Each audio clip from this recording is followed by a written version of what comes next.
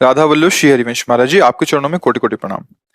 प्रभु जी, संसार में इतनी दरिद्रता और इतने कष्ट क्यों हैं? क्या ये हमारे पिछले कर्मों का फल है या ये हमारे पूरे परिवार को भोगना पड़ेगा? तथा सच्ची शांति कैसे प्राप्त होगी? हमारे कर्म से ही ये सब परिणाम आता है। अब खेती तो बहुत अच्छी उपजाऊ है, लेकिन आपने मेहनत नहीं की, बीज नहीं बोया, खाद नहीं लगाई, रक्षा नहीं की, तो भीख ही मांगनी पड़ेगी। फिर आपको है तो खेती। तो कर्म भूमि है, यहाँ जैसे भी शुभ अशुभ कर्म करोगे आपको वैसे ही फल भोगने पड़ेगा। ये पीछे की खेती है जो अभी भोग रहे हो। अब संभाल लो, अब संभाल लो तो वर्तमान भी आनंद में होगा और भविष्य भी आनंद में होगा। हम कोई पशु नहीं कि हम केवल पीछे का ही भोगते रहे और उसी के अधीन रहे।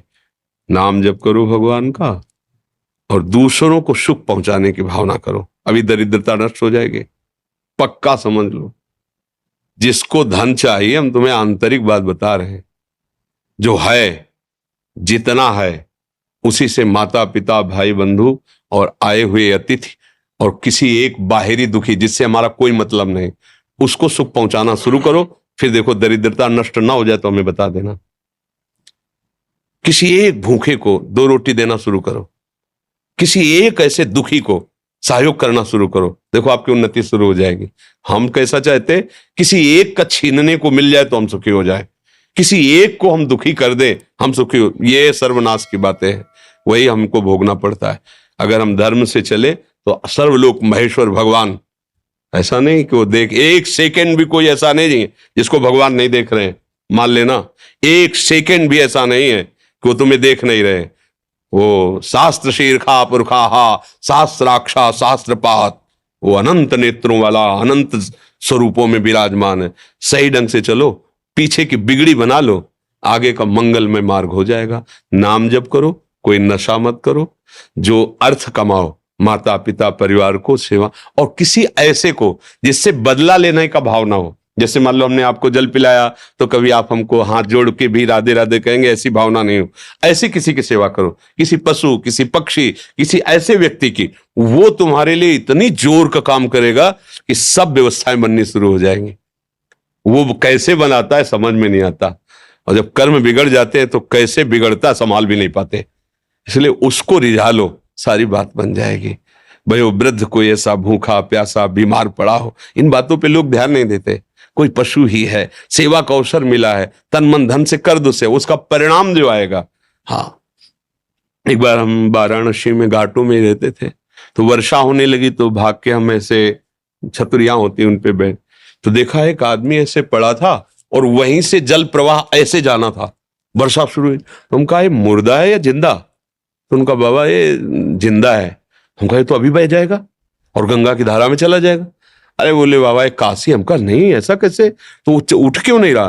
बोले उठ ऐसे कैसे, उसको गलित कुष्ठ है, वो रगड़ रगड़ के चल पाता है। तो हम कहा वर्षा हो रही, भागे वहां से। अरे बोले वाह काहे को, या तो ऐसे हम भाग के गए।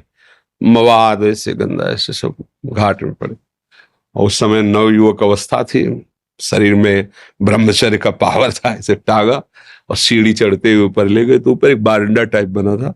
तो वहां के जो लोग थे मना, इसको क्यों अंदर लाए ऐसे? उनका 1 मिनट में तुम्हारी भी स्थिति ऐसी हो सकती है, ऐसा नहीं कहना चाहिए। आप बिल्कुल सावधान, इसको हटाइएगा। जब उसको लेटाया ना, तो जो हम आंख खोला, फिर जब लेटाया उसको, और जो देखा आपको क्या बताएं, ऐसा प्यार भरी दृष्टि से जब देखा तो हम ऐसे ऐसे उनको, अब हमारे पास तो अकिंचन, कुछ ना सुविधा है, ना पैसा है, ना भोजन है। घाट में रहते थे, जो महादेव जी दे देते थे उससे में रात दिन अपने भजन मार्ग, किसी आश्रम में नहीं जाना, किसी से मांगना नहीं, ऐसा एकांत। पर उनकी जो दृष्टि मिली, ये जो आज आप लोग सुन रहे हैं, जो आज आप लोग अनुभव कर रहे हैं, ये केवल इन्हीं महापुरुषों की कृपा से है। साधना तो क्या है, जैसा बना वैसा, वो क्या कृपा में बहुत बड़ी ताकत। तो ये जो हमारे दुख हैं, विपत्तियां हैं, ये सब नष्ट हो जाएंगे यदि हम ये दृष्टि रखने लगे कि कभी मुझे सेवा का अवसर मिले। जो असहाय हैं, जो असमर्थ हैं, ऐसे मान लो पशु है, अब वो क्या कहाँ दवाई मांगेगा, कहाँ जैसे अब उसका पैर टूट गया है, हम उसको ले जाएं जहां पशु अस्पताल, उसको दवाई करवाएं, उसको जब तक थोड़ा ठीक ना हो जाए तो उसको खान पान की भगवान रीत जाएंगे। सच्ची मानिए, पर ये बातें सबकी समझ में नहीं आएंगी। अगर ऐसे भाव से चलो तो पूर्व का जो अशुभ कर्म है वो नष्ट हो जाएगा। वो अशुभ कर्म ही हमें दुख देता है। अशुभ कर्म ही दुख देता है। ये जो हमें भुलावे में डाला जाता है ना कि हम ये कर देंगे तुम्हारा दुख दूर हो जाएगा, बिल्कुल नहीं। ये हम मतलब बिल्कुल अनुभव की बात कहते हैं, इस भुलावे में कभी ना फंसो। बिल्कुल इन बातों, अपने कर्म को शुद्ध भाव से करो, किसी से आशीर्वाद मांगने की जरूरत नहीं है। भगवान सबके है, जैसे हमारे हैं ना वैसे तुम्हारे हैं।